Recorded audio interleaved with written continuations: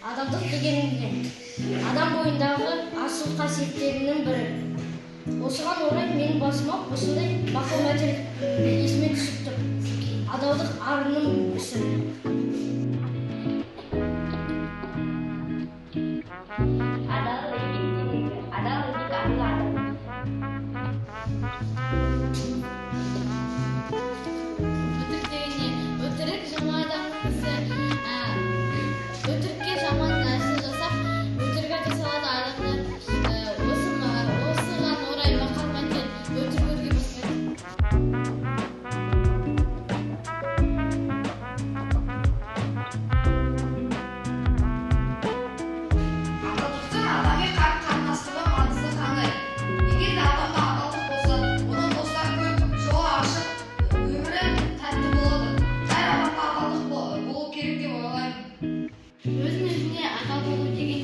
Өзіне адал болу деген өзіңді ешқай жерге сатпай, біреуге өзің туралы білетін айтуға болмайды.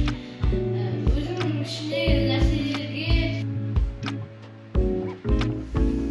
Адал болған құлы неге керек? Адал болған құлы осында жақсы болсын, ертең жаман жаққа ұмтылсаң, сен басқандай жаман қасиеттер боласың, және есің тарасың.